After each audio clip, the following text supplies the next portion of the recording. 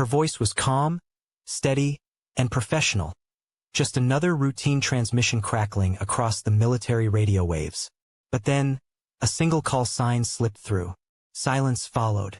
In that moment, hardened veterans froze, jet cockpits went quiet, and the entire airfield seemed to hold its breath.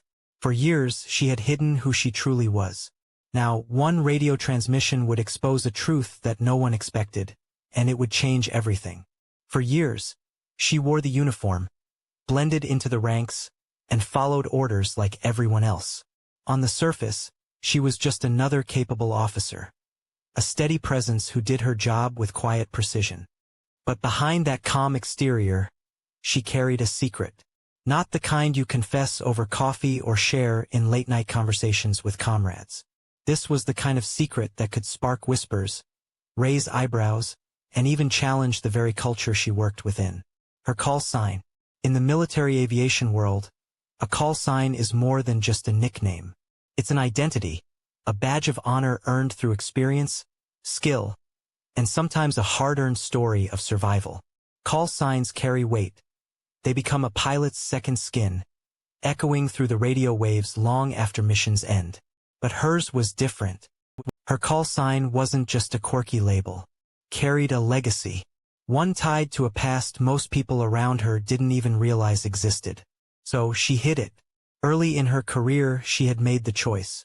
While others introduced themselves with call signs that sparked curiosity or laughter, she remained quiet, sticking to the basics.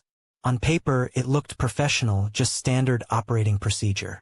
But in reality, she was guarding something. You see, call signs have power.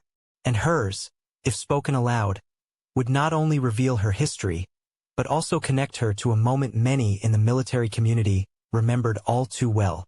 That association could have shifted how her peers saw her. Some might have shown respect. Others might have doubted her, whispered behind her back, or dismissed her achievements as inherited rather than earned. She wanted no part of that. Day after day, mission after mission, she worked in silence, letting her actions speak for her. She flew with precision, executed orders flawlessly, and slowly built her own reputation. If anyone noticed, she never broadcasted her call sign. They never pressed the issue. Perhaps they assumed she was modest, or perhaps they simply overlooked it. But inside, she knew it couldn't last forever. There was an unspoken tension in the air, like carrying a live wire tucked away where no one could see it. Every time she put on her headset and keyed the mic, a part of her held back. Every syllable was controlled, every word rehearsed. She could not slip. She could not let that name escape her lips. Because if she did, the world she had built, the carefully constructed anonymity, the respect she had earned on her own terms, would come crashing down. Still, deep down, a question lingered. Was she hiding her call sign out of fear, or out of pride? She didn't allow herself to dwell on it. After all, the military left little room for reflection. There was always another mission, another briefing, another set of coordinates to memorize. Life marched on in a strict rhythm, and as long as she kept her head down, the past stayed buried. Until the day it didn't. That day would arrive without warning, carried on the static-filled crackle of a routine transmission. A moment so small, so ordinary, and yet so irreversible. And when it came, nothing, absolutely nothing, would ever be the same again. It began like countless other missions. A routine flight, a standard set of objectives, the kind of day where training and discipline carried more weight than adrenaline. The airfield buzzed with the usual rhythm. Mechanics running final checks, ground crews waving signals, pilots striding across the tarmac with helmets tucked under their arms. She moved among them with the same quiet composure she always carried. Nothing in her body language betrayed the storm she kept hidden. To anyone watching, she looked like a pilot ready for another assignment. But beneath the calm exterior, a familiar tension stirred. Every mission carried its risks, but this one had an edge.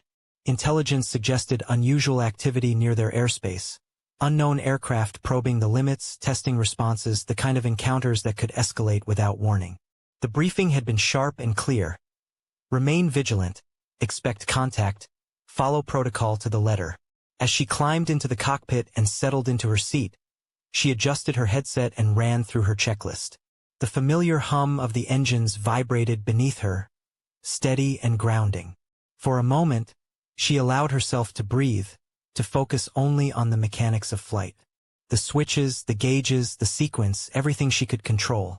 Then came the radio check. Voices filled the channel, each pilot identifying themselves by call sign. Sharp, confident, effortless. Some call signs drew chuckles, others carried weight, but all were spoken with pride. One by one, her comrades rolled through the ritual until the moment circled back to her. Her throat tightened. For years, she had deflected this moment, sticking to formality, rank, last name, nothing more. It had worked so far, kept the questions at bay. But today, the mission control officer on the other end of the line pressed differently. Confirm call sign.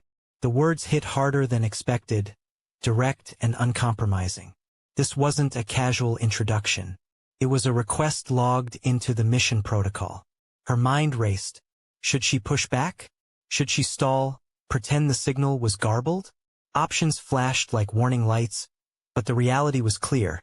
She had no way out, and then instinct overruled hesitation. She pressed the mic. Her voice came out steady, sharp.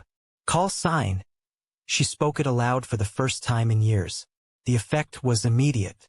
Static filled the channel for half a second, but it wasn't interference. It was silence.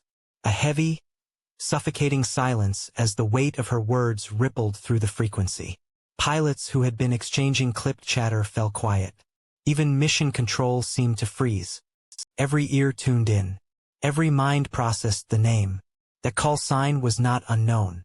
It carried history, one tied to a story etched into the collective memory of the force. Some remembered the tragedy. Others remembered the heroism. But all recognized it instantly.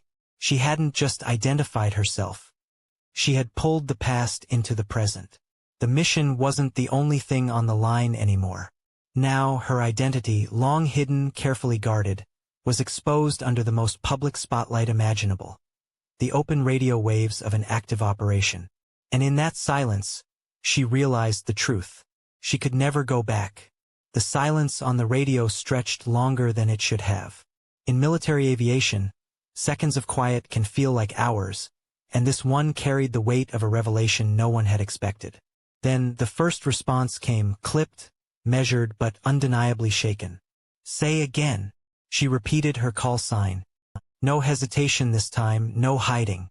The words rang out firm, steady, like a declaration rather than an admission. And in that moment the silence shattered. Voices broke through the static. Some were whispers of disbelief. Others carried recognition, respect, even awe. Pilots who had flown dozens of missions beside her were now realizing they hadn't truly known who she was. Commanders listening from the operations center exchanged looks, their composure slipping. And those who remembered the history attached to that call sign. The legacy, the sacrifice, the story that had once dominated briefing rooms and memorial walls, understood instantly what it meant. She was no longer just the quiet, capable officer in their ranks. She was part of something larger, something legendary. But for her, the moment was more complicated. Years of silence had been broken in a heartbeat. The anonymity she had fought to maintain was gone. She could feel the weight of eyes, seen and unseen, turning toward her. Some with admiration, some with doubt, others with the kind of scrutiny that strips away every layer of privacy. The mission continued, of course. Discipline demanded it. But the atmosphere had shifted. Every command issued to her now carried a subtle change in tone. Every wingman who checked in sounded just a little different. The respect in their voices was sharper, the pauses between words longer. And when they landed, the real reckoning began. On the tarmac, fellow pilots gathered around, not with the casual camaraderie of before, but with questions brimming in their eyes. She could feel it in the way they looked at her, like they were standing in the presence of something they hadn't fully appreciated until now. A legacy embodied, a story walking among them. The officers in command didn't ask immediately. They didn't need to. The truth had already spread. Radios have a way of carrying more than words. They carry meaning, history, and weight.